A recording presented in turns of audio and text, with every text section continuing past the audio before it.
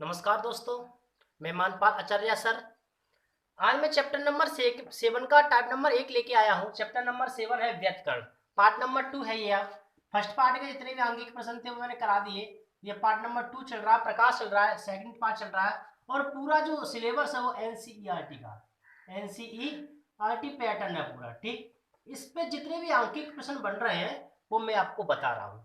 Type number 1 लेके आया हूँ। टाइप नंबर 1 है आपका आर बराबर रूट में a1 square plus a2 square plus 2a1 a2 cos five, जहां r परिणामी आयाम है, a1 a2 आयाम है और फाइव यहाँ पर क्या है, दोनों आयामों के बीच कालांतर है। ठीक, उससे पहले वीडियो को ज्यादा से ज्यादा देखें, दोस्तों के साथ शेयर करें और चैनल को सब्सक्राइब करें और लाइक करना ना भूलें। चलिएगा क्वेश्चन की शुरुआत करते हैं। लेकिन मैं प्रत्येक बच्चे से और प्रत्येक वीडियो में यही कहता हूँ कि आप पेन और बुक अवश्य लेके बैठे, क्योंकि पेन और बुक अवश्य नहीं लेके बैठोगे तो आपका जो रिवाज है, जो क्वेश्चन करने का तरीका किस प्रकार किया जाता है, वो बहुत कम समझ में आएगा। ठीक, तो कक्षा 12 के आंकिक प्रश्न चल रहे हैं, अपने दोस्त जितने भी हैं उनसे उनको जोड़िए और ज़्यादा से ज़्यादा वीडियो को देखें, लेकिन लास्ट तक अवश्य देखें। क्वेश्चन देखते हैं, क्वेश्चन क्या कह रहा है। क्वेश्चन कह रहा है एक ही आवर्तता, एक ही आयाम ए की दो तरंग है। सॉल्व करना है क्वेश्चन, यानी कि दो आयामी a1 बराबर a2 बराबर दे रखा है यानी a1 का मान भी a है और a2 का मान भी a है। किसी बिंदु पर एक साथ पहुंच रही है, तरंगों के बीच कालांतर होगा। कालांतर क्या पूछा, फाई का मान पूछा। यदि परिणामी तरंग, फर्स्ट पार्ट में पूछा परिणामी तरंग r इक्वल टू दे रखा है 2a, क्या दे रखा है 2a। परिणामी तरंग का आयाम दे रखा है r इक्वल टू 2a। तो मुझे करना क्या है, यहां से क्या करना है, मैं इसका मान निकाले चलेगा। r इक्वल टू फॉर्मूला होता है रूट में a1 square plus a2 square plus 2a1 a2 cos five, ये होता है, ये होता है। अब r बराबर दे रखा है आपको कितना, पार्ट नंबर फर्स्ट में 2a, कितना दे रखा है तो 2a यहाँ हो जाएगा, बराबर हो जाएगा a1 का मान लगा दो a स्क्वायर, a2 का मान भी a square plus 2a into a cos five.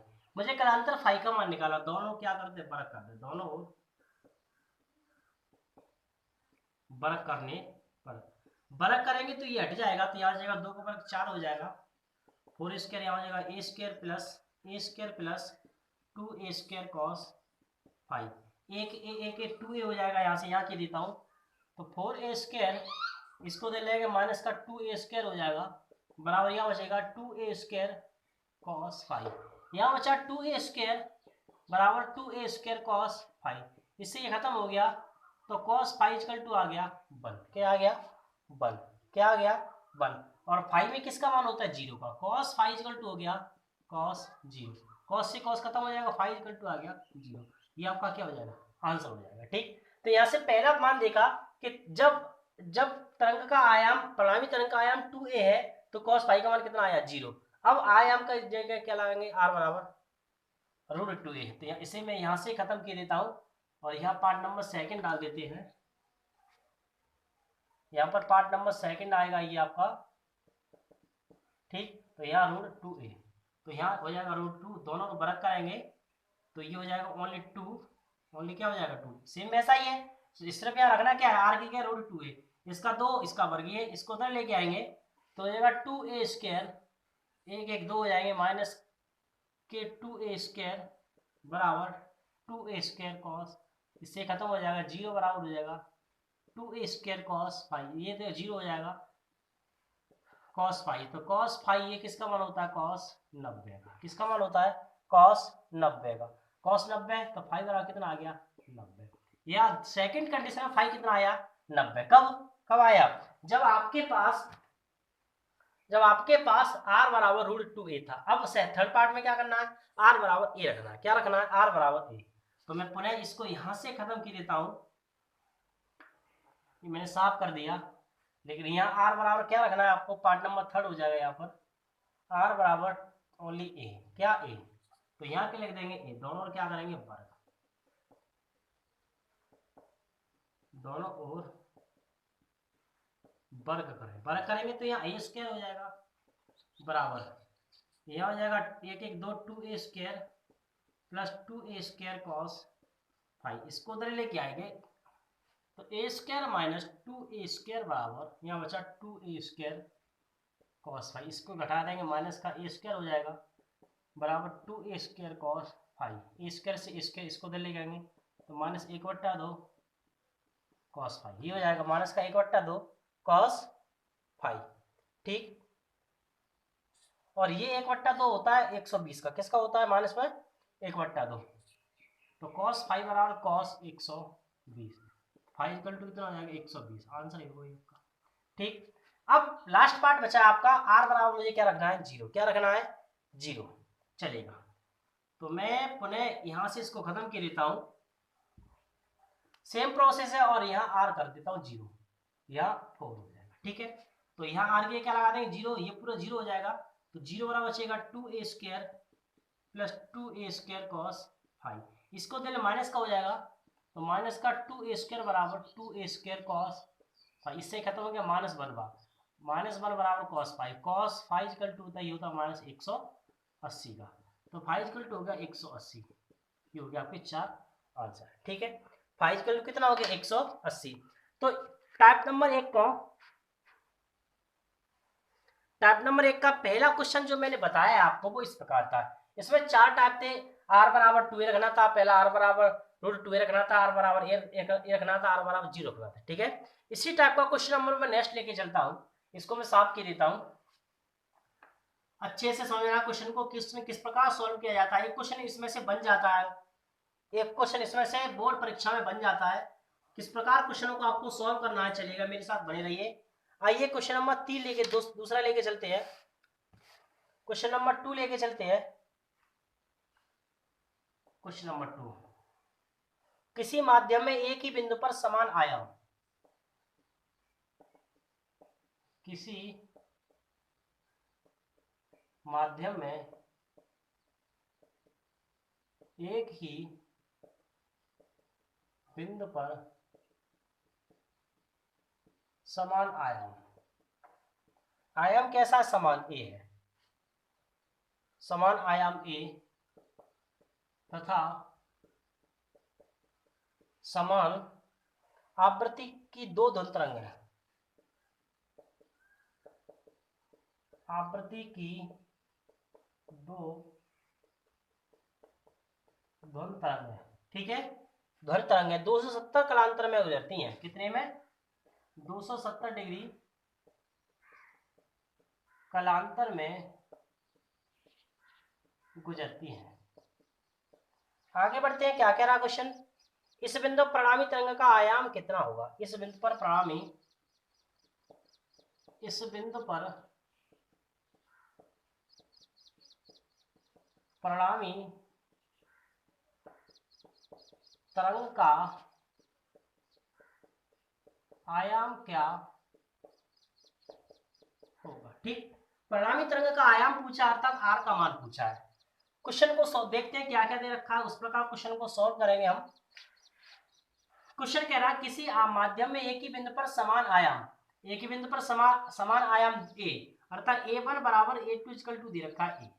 ठीक, कालांतर दे रखा है फाइव इक्वल टू 270, और उसने बड़ी आर का मान पूछा है, किसका मान पूछा है कि परिणामी तरंग का आयाम ज्ञात कीजिए। क्वेश्चन को सॉल्व करना है और सूत्र सीधा सीधा लगा देना है, आर बराबर फॉर्मूला होता है a1² plus a2² plus 2a1 a2 cos five, ये होता है। आर का मान लगा दो, आर का मान सॉरी निकालना है, आर बराबर ए का मान लगा दो a² प्लस a2 का मान a² plus 2a1 into a2 cos 270, ये हो जाएगा। आर बराबर हो जाएगा 2a² 2a² प्लस cos 70 का मान होता है 0, कितना होता है 0, कितना होता है 0, ये पूरा 0 हो जाएगा, तो आर बराबर बचेगा √2a², इससे खत्म हो जाएगा, ओनली आर बराबर बचेगा √2 इंटू ए। तो परिणामी तरंग का आयाम आया आपका √2 इंटू ए, कितना आया √2 इंटू ए। ठीक, उस प्रकार टाइप नंबर पहले का दूसरा क्वेश्चन मैंने बताया है, इस टाइप से जितने भी क्वेश्चन बनते हैं उसको आपको आसानी से सॉल्व करना है, किस प्रकार करना है वो मैंने आपको बता दिया। ठीक है, अगला चलते हैं अगले टाइप में, और उस टाइप के बारे में देखते हैं किस प्रकार क्वेश्चन को सॉल्व किया जाता है। तो इसको मैं साफ कर देता हूं, यहां से टाइप नंबर 2 लेके चलेंगे।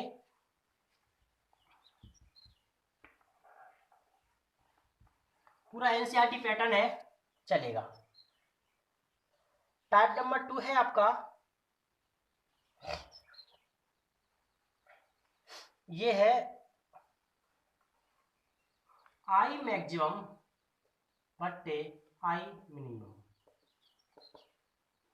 ठीक, तीव्रता अधिकतम और दे रखी है, सूत्र होता है A1 प्लस A2 का whole square, A1 plus A2 का whole square, A1 difference A2 का होल स्क्वायर। ये फॉर्मूला दे रखा है। इस फॉर्मूले से मुझे क्वेश्चन निकालने हैं, किस प्रकार क्वेश्चनों को सॉल्व किया जाएगा उसके बारे में बात करते हैं। ठीक, इंपोर्टेंट क्वेश्चन रहेगा। क्वेश्चन को देखते हैं, क्या क्वेश्चन दे रखा है। क्वेश्चन नंबर 1 टाइप नंबर 2 का क्वेश्चन नंबर 1 है, आई मैक्सिमम बट्टे आई मिनिमम बराबर अधिकतम तीव्रता न्यूनतम तीव्रता बराबर फॉर्मूला होता है A1 प्लस A2। दोनों आयामों को जोड़ देते हैं, उसका वर्ग कर देते हैं, और नीचे जो आयाम छोटा बड़ा होता है उसमें घटा देते हैं, उसका क्या कर देते हैं, वर्ग कर देते हैं। क्वेश्चन नंबर 1 देखिए, दो तरंगों के आयाम दे रखे हैं, दो तरंगों के आयाम दे रखे हैं 4:3, 3 के अनुपात में है। ठीक, आगे बढ़ते हैं। यह दोनों तरंगे व्युत्कर्ण करें, यदि दोनों तरंगे व्यतिकरण करें तो क्या करना है, महत्तम तथा न्यूनतम तीव्रताओं का अनुपात ज्ञात करो। तो महत्तम तथा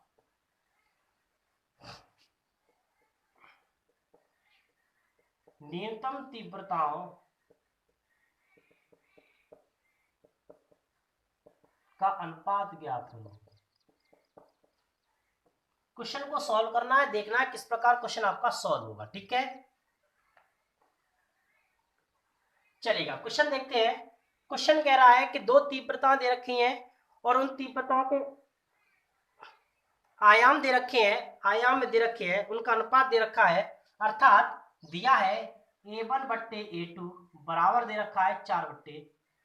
ठीक, दो तरंगों के आयाम A1 और A2 दे रखा है 4/3, ये दिया है। तो मैं अगर यहां से A2 का मान निकालूं, किसका मान, या A1 का मान निकालूं, ठीक, कोई सा मान निकाल सकते हैं। A2 का मान यहां से निकालो तो A2 इधर पहुंच जाएगा, ये 3 हो जाएगा, 3A1/4 हो जाएगा। कितना हो जाएगा, 3A1/4। जैसा कि ये क्वेश्चन 2000 यूपी 2000 में आया हुआ क्वेश्चन है, यूपी 2000 में क्वेश्चन आया हुआ इंपोर्टेंट क्वेश्चन है। क्वेश्चन को देखते हैं। अगर अनुपात में दे रखा तो कोई कांस्टेंट राशि लेते हैं, तो A1/A2 दे रखा 4/3, मैंने A2 का मान निकाल लिया तो 3A/4 हो जाएगा, 3A1/4। फॉर्मूला होता है आई मैक्सिमम बट्टे आई मिनिमम बराबर A1 प्लस A2 का whole square upon A1 difference A2 का होल स्क्वायर।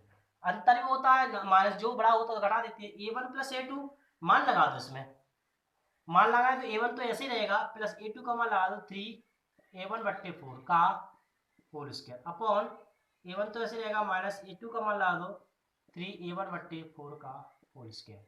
ठीक, आगे सॉल्व करेंगे इसको, या 4 हो जाएगा, 4A1 प्लस 3A1 एलसीएम लेंगे 4/4, इसका भी असल 4 हो जाएगा, 4A1 माइनस 3A1/4 का होल स्क्वायर, इससे ये खत्म हो जाएगा।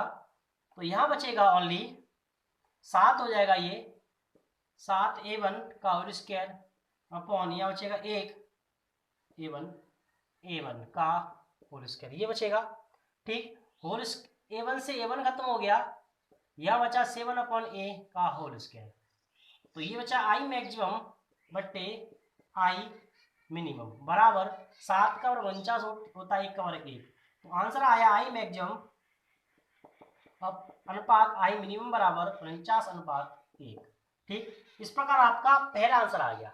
किस प्रकार मैंने किया वो आप देख सकते हो। A1 प्लस A2 बट्टे A1 माइनस A2 का होल स्क्वायर, सारे मान पुट कर दिया, एलसीएम ले लिया, जो कटा उसे काट दिया, सॉल्व किया तो 49/1 आंसर आया। ठीक है, इसी टाइप का क्वेश्चन अब मैं दूसरा लेके चलता हूं, इसको मैं यहां से साफ के लेता हूं।